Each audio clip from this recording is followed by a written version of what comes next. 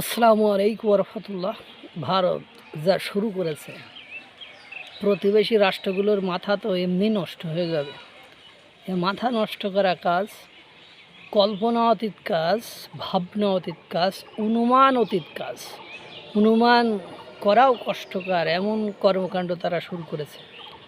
আজকের রিপোর্টটি খুবই গুরুত্বপূর্ণ যে প্রতি 40 দিনে একটি করে যুদ্ধজাহাজ ভারতীয় নৌবাহিনীতে যুক্ত করে এক নতুন রেকর্ড গড়ে তুলেছে ভারত। যে 40 দিনে একটা করে যুদ্ধজাহাজ ভারতীয় নৌবাহিনীতে যুক্ত হচ্ছে, এটা একটা রেকর্ড গড়ে তুলেছে, যা রীতিমতো চায়না আর পাকিস্তানের ব্যান্ড বাজিয়ে দিয়েছে।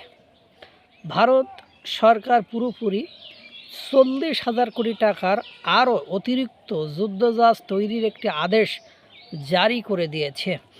এই মুহূর্তে প্রায় 54টা জাহাজ ভারতের বিভিন্ন প্রান্তে কনস্ট্রাকশন করা হচ্ছে, ধাপে ধাপে সেনাতে যুক্ত করার জন্য। এরই মধ্যে আরও 40,000 কোটি টাকার বিনিময়ে অতিরিক্ত 8টা যুদ্ধজাহাজ তৈরি করা হবে, যা অকল্পনীয়। 2026 সালে প্রায় 19টা জাহাজ ভারতীয় নৌবাহিনীতে যুক্ত করা হবে, যা এর আগে ভারতীয় ইতিহাসে কোনো দিন হয়নি। কিন্তু ভারত সরকার এতও স্যাটিসফাইড নয়, এতও সন্তুষ্ট নয়, এতও তুষ্ট নয়। কেননা তাদের পরিকল্পনা আগামী কয়েক বছরে এত যুদ্ধজাহাজ ভারতের কাছে থাকতে হবে, যাতে ভারত মহাসাগরে ওরা ডমিনেট করতে পারে নিজের দমে, নিজের শক্তিতে। ভারতের খুব কাছে ডিয়াগো গার্সিয়াতে রয়েছে, তাও খালি করতে হবে, যার আন্ডারে ইতিমধ্যেই ভারত তো ব্রিটেনকে ফ্রি ট্রেড এগ্রিমেন্টের আগে চাপ দিয়ে পুরো স্যাগাস দ্বীপপুঞ্জ হাতিয়ে নিয়েছে, যেটা মরিশাসের দ্বীপ ছিল।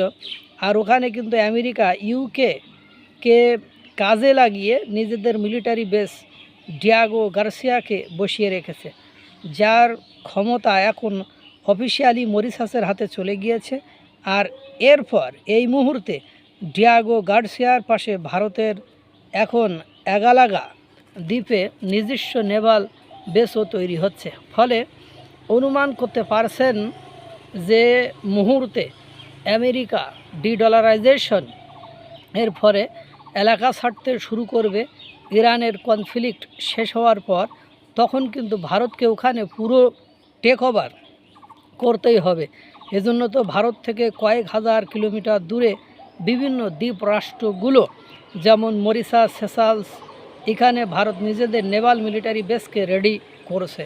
তো স্বাভাবিকভাবেই এর জন্য প্রচুর যুদ্ধজাহাজ তো চাই। আর এ কারণে ভারত সরকার সবচেয়ে নৌবাহিনীর উপর জোর দিচ্ছে এবং একের পর এক যুদ্ধজাহাজ তৈরির নির্দেশও দেওয়া হচ্ছে।